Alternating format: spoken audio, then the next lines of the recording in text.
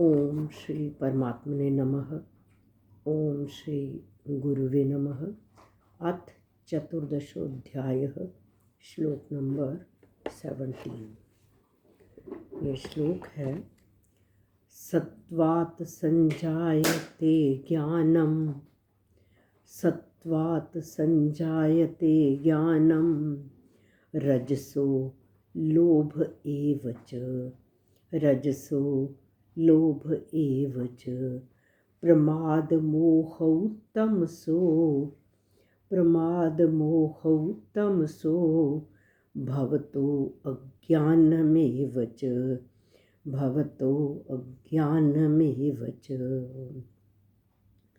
सत्वात् संजायते ज्ञानं, सत्वात् संजायते ज्ञानं, रजसो लोभ एव च, रजसो लोभ एव च, प्रमादमोहौ तमसो, प्रमादमोहौ तमसो, भवतो अज्ञानमेव च, भवतो अज्ञानमेव च।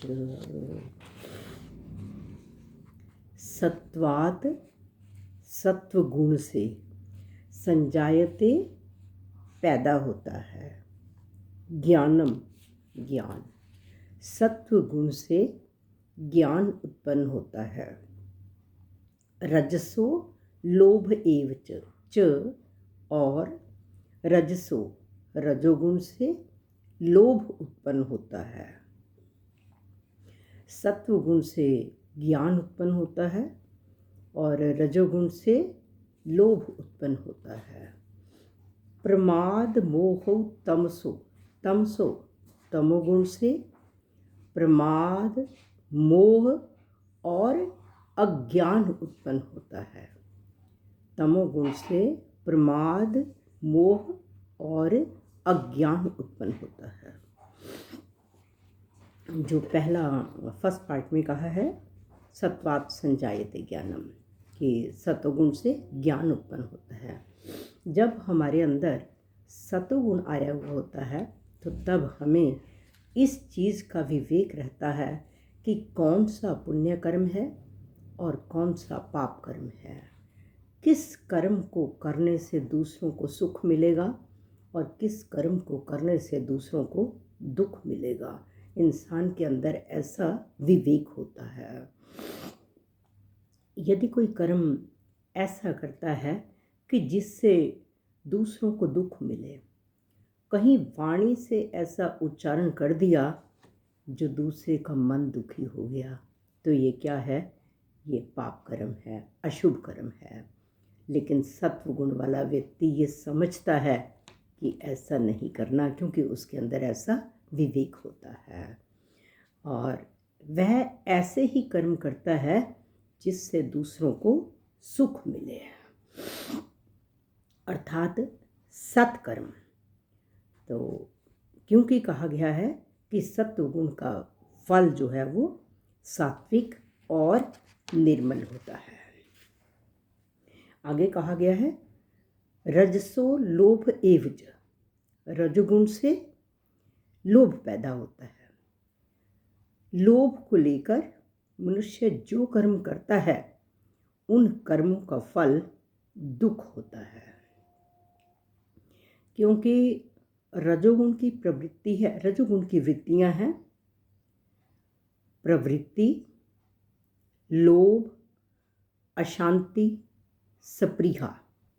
जब इंसान में रजोगुण आया हुआ होता है तब इंसान नए नए कर्म प्रारंभ करता है।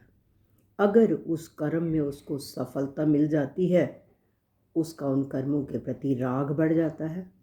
अगर उसे सफलता नहीं मिलती तो उसके मन में द्वेष आने लगता है। तो ये राग और द्वेष दोनों ही बंधन के कारण हैं, अर्थात कर्म करने से इन कर्मों का फल जो है वो दुख है। और लोभ किसे कहा है? जितना मिला है उससे और ज़्यादा चाहने का नाम लोभ है। और लोभ के दो प्रकार हैं।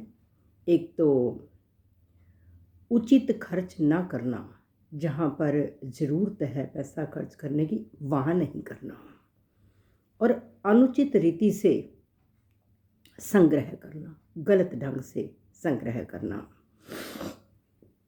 मनुष्य में जब इंसान उचित खर्च ना करना जो कहा गया है, अर्थात किसी चीज़ की घर में जिस चीज़ की ज़रूरत है उस चीज़ को ना लाकर इंसान सोचता है कि ये दूसरा अपने मनोरंजन के लिए दुरुस्त सामान ले आएगा, तो कहा गया उचित खर्च ना करना।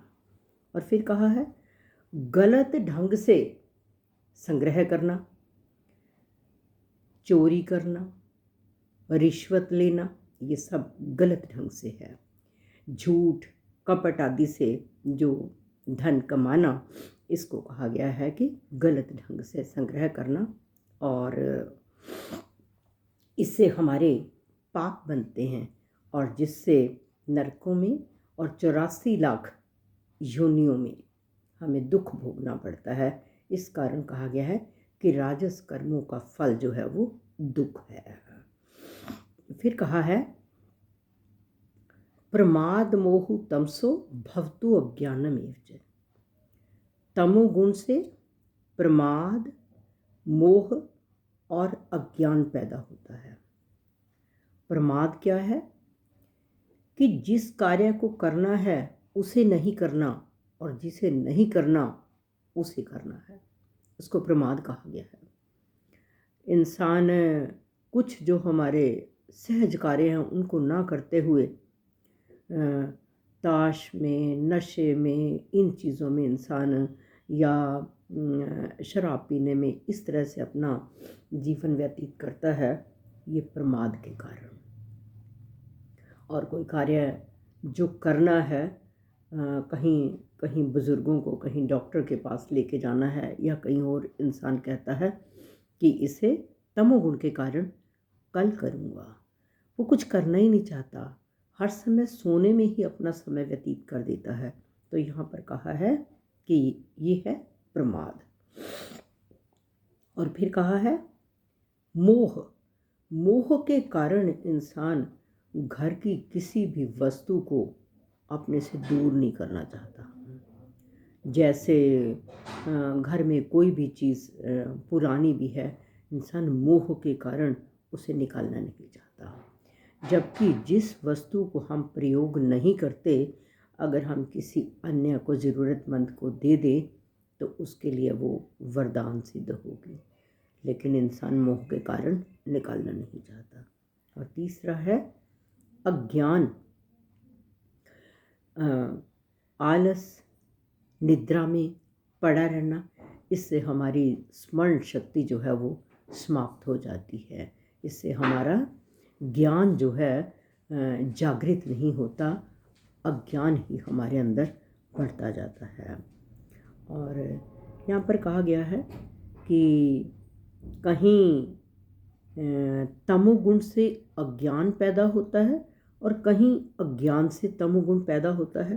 तो ये कहा गया कि जैसे वृक्ष से बीज और बीज से वृक्ष पैदा होते हैं, तो ऐसे ही यहाँ पर कहा गया है कि तमोगुण से अज्ञान और अज्ञान से तमोगुण पैदा होता है।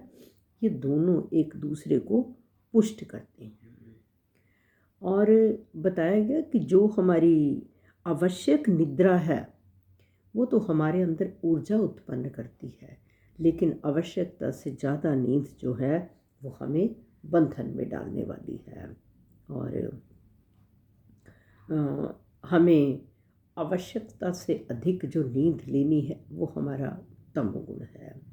हम जितनी हमें ज़रूरत है केवल उतनी नींद लें तो वो तमोगुण नहीं है, वो हमारे अंदर एक ऊर्जा को बढ़ाती है।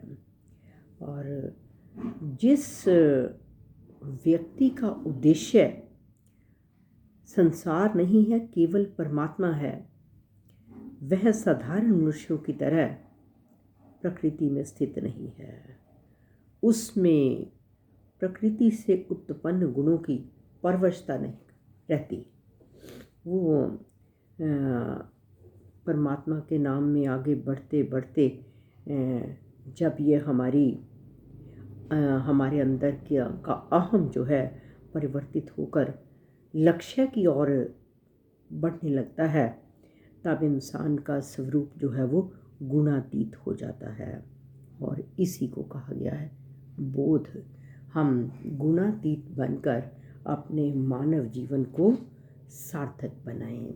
तो इस श्लोक में यही कहा गया है, सत्वगुण से ज्ञान उत्पन्न होता है और रजोगुण से लोभ उत्पन्न होता है और तमोगुण से प्रमाद, मोह और अज्ञान उत्पन्न होता है। श्री कृष्ण अर्पणम अस्तु।